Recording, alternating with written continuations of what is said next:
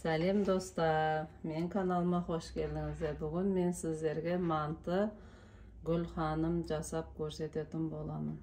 Мына жерде менде 1,5 шай қасық тұз.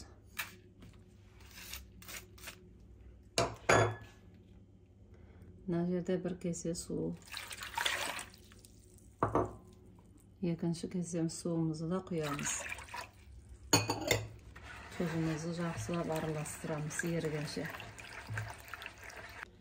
Енді кезекте менде мына жерде ұн.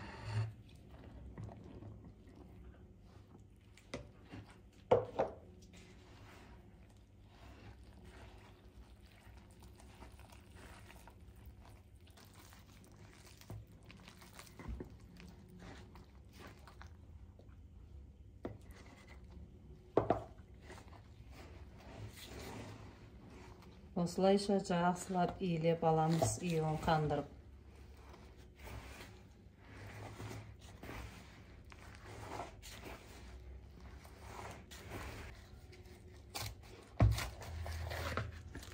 Міне менде осындай қамыр шықты. Осыны енді жарты сағатқа қандырып қоямыз.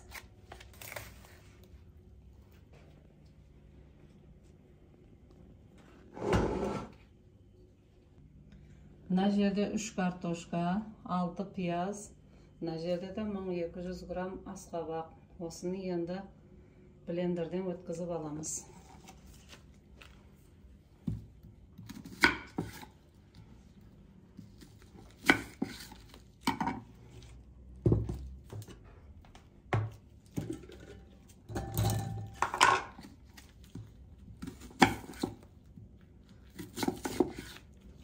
Егер блендерлеріңіз болмаса, қолмен турап алсаңыздар болады.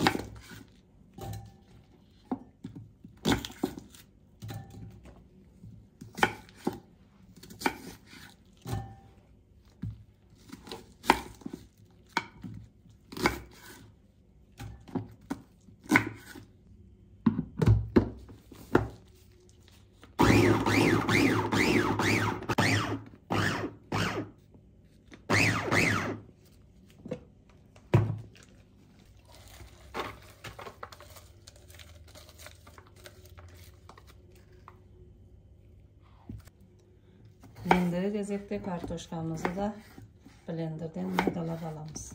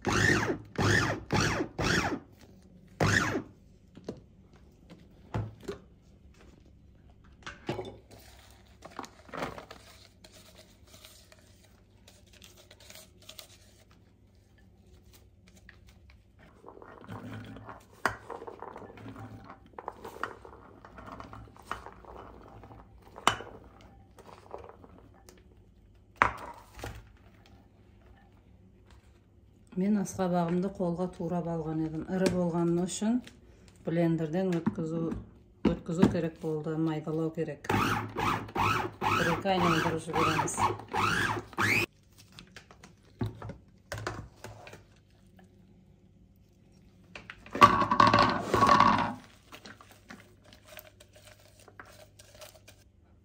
Менде мына жерде 1 кило 200 грамм ет, қима ет, майлы ет болғандықтан барлығын саламыз.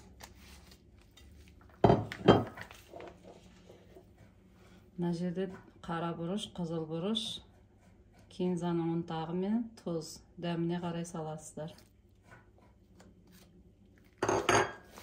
Жақсылап араластырамыз.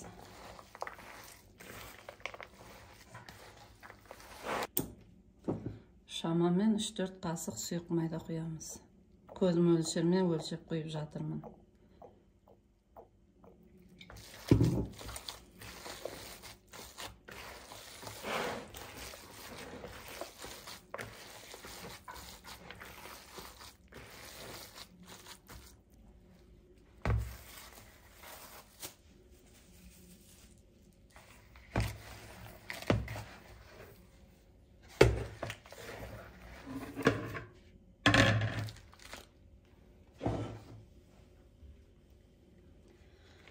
Xamirimiz tınıp boldu.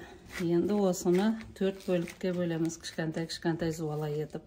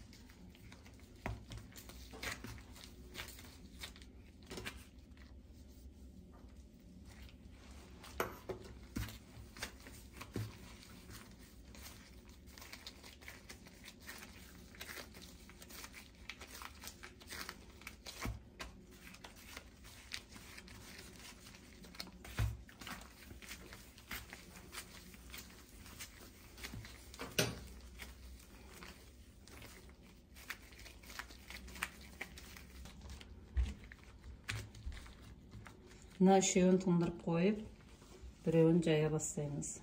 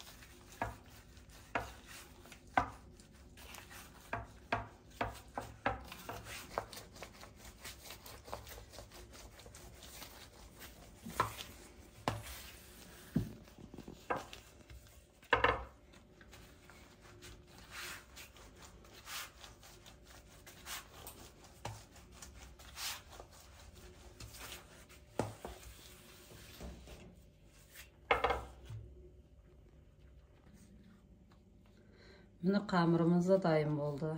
Osunu oslayışa etip ko'rib, o'lchab alıp kesemiz.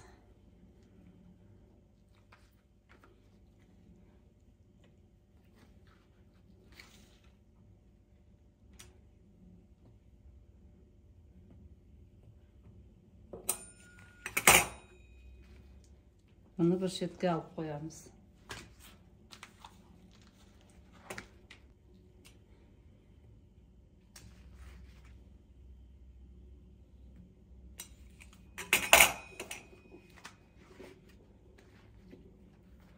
Oslayışa edip 4 çetin kesip alamız. Kalgan 4 burçlu xamirimizi oslayışa edip kesip alamız.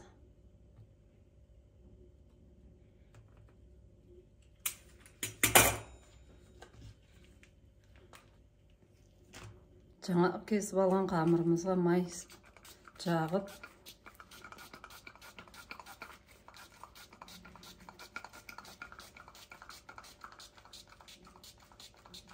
etimizi salıp шығамыз.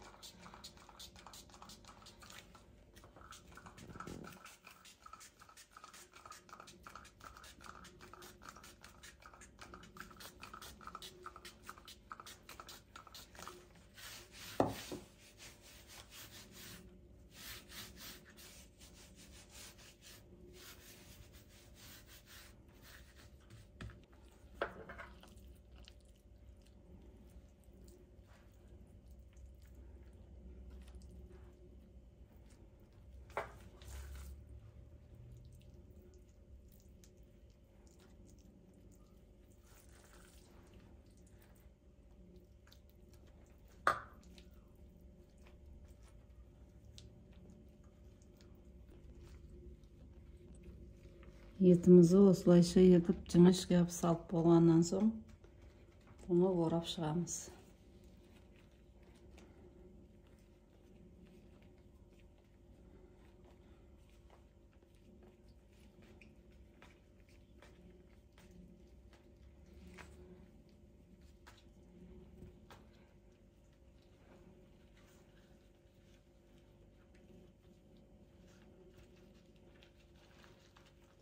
Осылайша Гүлханым болып шығады бізде.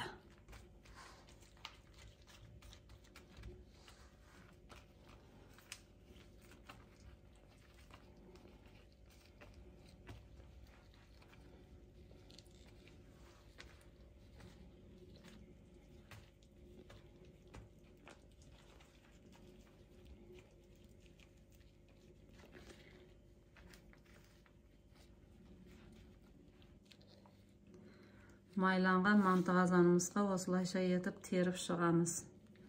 Одан кейін бетіне май жағамыз.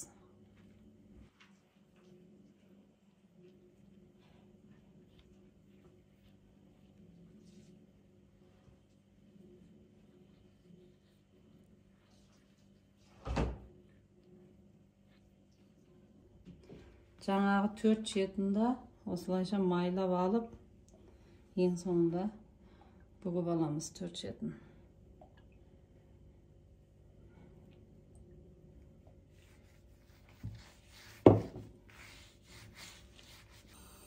Жаңағы 4 шетіндегі қамырларымыздан осындай гүлханым болып шықты.